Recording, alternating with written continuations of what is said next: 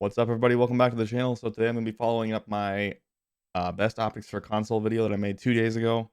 I'm going to be talking about the actual effective recoil of the different optics and how recoil reduction factors into that, as well as talking about how far you are from your TV or your monitor and what I think the best FOV settings are if you're on PC. So there's a little bit of something for everybody in this video. First, I wanted to talk about something that's coming soon. I basically stayed up all night last night because I was fed up with not making progress on the subscription service for TrueGameData. So we're bringing a premium subscription to TrueGameData. What's on there now is going to stay free, but I'm going to launch a bunch of really advanced features like an advanced TTK calculator that can have you input certain shot location percentages, so like 10% head, 5% neck, 35% chest, yada yada for each shot location, and it'll spit out a real TTK. It's not just going to take the TTK of each individual location and multiply by that percentage, because that would never be a real number in game. I actually wrote a clever algorithm that will basically try to match those exact percentages that you give it as closely as possible, and then spit out a real TTK based on estimated shots to kill for your percentages. So it's pretty cool. That'll also be factored into the DPS, so you can do a weighted DPS per shot location, as well as damage per mag plots, so you can see the damage per mag at all ranges based on your shot location percentages that you select. I'm also potentially going to add accuracy to each individual weapon, so you can say, well, if I hit 40% of my shots with the kilo and 30% of my shots with the SA87, does the SA87 still kill faster than the kilo? Obviously, those numbers are going to be made up, unfortunately. We don't have accuracy numbers from the API, so you're just going to input those percentages yourself. So it's totally going to be a guess, but it'll at least be good to help you understand how important accuracy is, because you're going to see that just hitting a few more percentage of shots is going to dramatically reduce that TTK, and that's why accuracy is king at range. We're also going to have advanced profile functionality, so you can have basically unlimited weapon builds on your TrueGameData profile. By the way, if you don't know about that, on TrueGameData, you can now save up to 10 weapon loadouts on your profile page, which is pretty cool. You just have to make a profile, and then you can start saving them there, and you can share them with people. There's share links and comparison links and things like that. We got all kinds of features, recoil plots that are fully affected by attachments. All of this is pretty much ready to go. We've just been waiting on subscription to be set up, and I worked all night last night, like I said, on that, and I'm getting pretty close. So hopefully within the next couple weeks, we will have that out. But let's get into it, and we'll talk about recoil. Today's video is sponsored by Skillshare.com. This is Skillshare in the background. Basically, it's a website dedicated to teaching you about anything you could possibly want to learn about through video classes. I've used it for multiple things. So in the past, when I was starting my YouTube channel, I used it for learning DaVinci Resolve, which was the video editing software that I use. And currently, I'm working really hard on my YouTube channel trying to optimize it for the algorithm and SEO, which is search engine optimization. All these things are really important for getting more eyes on your videos. So the other day, I just searched YouTube algorithm and popped up with 35 different videos. I found one that fit what I wanted to learn about. This one looked really good. It says YouTube SEO Pro, how to rank your videos first in YouTube search and suggested video. So I've now watched this, and I'm working really hard to try to optimize all my videos for YouTube and get more views. So if you're interested in checking Skillshare out, the first 1,000 people that use my special code in the video description and in the pinned comment will get a free 1-month trial of the premium subscription. So there's no obligation there. You can try it out, see if you like it.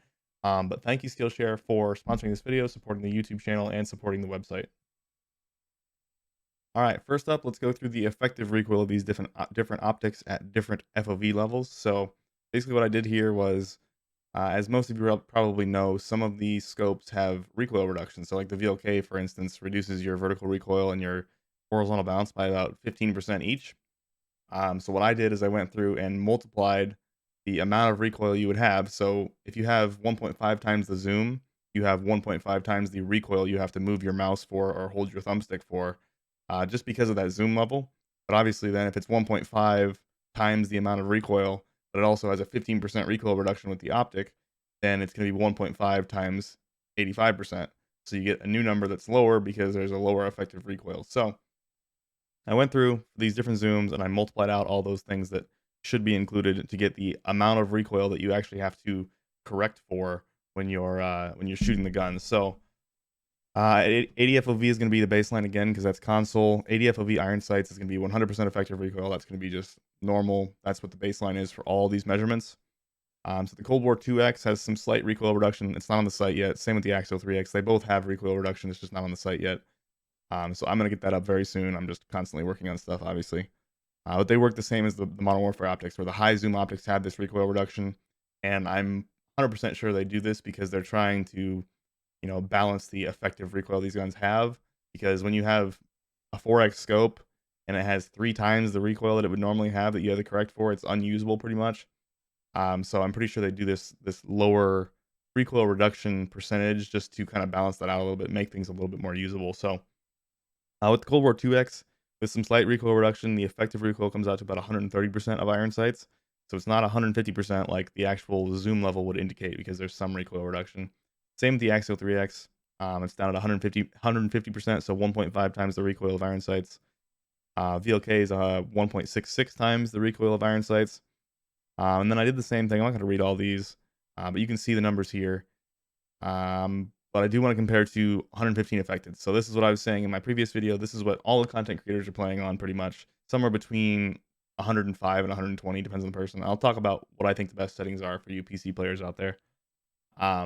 It is some personal preference, but there's some thought behind it as well as monitor distance. There's all kinds of things that come into it. But as far as recoil goes, so when you're on 115 affected, you have 60% of the zoom. So that means you have 60% the effective recoil you have to correct for. It's not all good though, because you are so zoomed out, it can be really, really hard to see your target.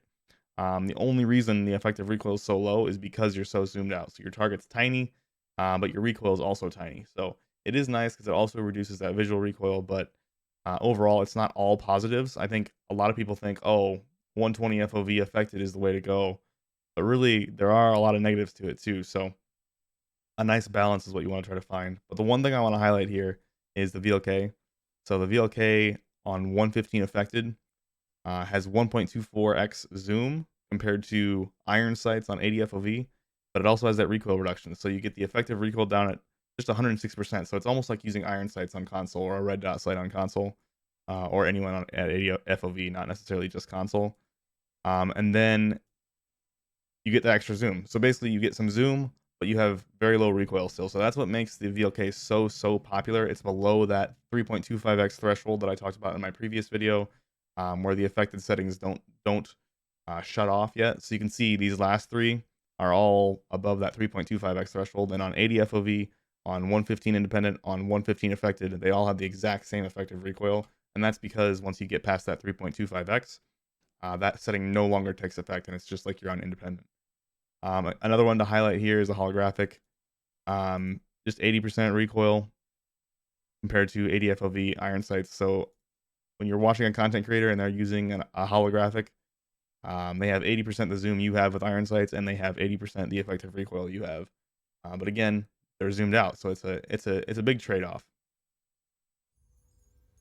All right, let's quickly talk about the benefits of high FOV. Obviously, the first one is you just have more peripheral vision. So this is a perfect example. I've got it on 80 FOV right here. If I swap this over to 115, which is what I play on, boom, I can see this guy in the corner that I couldn't see on 80 FOV. Obviously, that's a huge benefit. Another really big benefit is the fact that you can stay really zoomed out. So when you're unaffected, you don't zoom in very much, as we've talked about. And that makes it so you can ADS in close range fights and not have so much zoom that it's like disorienting to try to track the enemy. It can be very difficult if you play on independent at a high FOV. It can be very difficult to track an enemy just because you get so much zoom out of, like, you go from hip fire to having tons of zoom immediately, and it can be very, very disorienting. Another big benefit is obviously the reduction in visual recoil, but again, that's just the effect of having lower zoom. Except what I talked about at the beginning of this video, where I talked about how the actual higher zoom optics have a recoil reduction percentage, and that is because of the high zoom and the effective recoil there. Basically, you get that on top of having more zoomed out, so you get kind of a nice little extra benefit there. One of the downsides, again, is that your targets can be really, really small at range. You can kind of alleviate that by using a higher zoom optic, but when you play on like 115 to 120 FOV, the gap between the 3x and then the shortest zoom after that setting no longer takes effect, so anything above 3.25x, it's a dramatic difference in zoom. So like a huge difference. Really, you want something in between those two, ideally. We don't have that, so we have to just use the 3x, which is really just a little bit more zoom than like iron sights on 80 FOV. So your target's really small. Something I didn't talk about in the first video, obviously you can just get closer to your monitor and your target will be bigger. So that is one thing that Undeniably, if you play at 120 FOV, if you just sit really close to your monitor, you're going to get more zoom because you're close to your monitor, and you're going to get more peripheral vision because you have high FOV. So it can be a little disorienting to sit close to your monitor. The same thing if you're playing on a TV with a PC. You can just get closer to the TV if you play unaffected and get more zoom. So really, that's the way to get the best of both worlds, is to sit closer to your monitor at a really high FOV value. But again, when you're focusing really close instead of on something further out, it can kind of be disorienting as far as just seeing things and tracking enemies and things. So I kind of sit in the middle ground. I don't get nearly as close as what it would be if I was playing on like 80 FOV as far as how much zoom I have. But just somewhere kind of in the middle is a nice medium. So that's something that I don't think a lot of people think about. If you play on 105 FOV because you don't like how small targets are, maybe try swapping to 120 FOV and move your monitor like 3 or 4 inches closer. Then you get the benefits of having really good peripheral vision, as well as having the same roughly zoom that you would have at 105 FOV, obviously. So to summarize, high FOV is really nice because it allows you to see more around you, more peripheral vision. The downside is you get much less zoom, but at the same time, that is an upside because the optics that have actual physical recoil reduction, you can use all of those and get less zoom, so you have less effective recoil on top of having less actual recoil with the weapon. Like on the spread pattern on the wall, for example, would be a little bit shorter. So you get the benefit of both those things.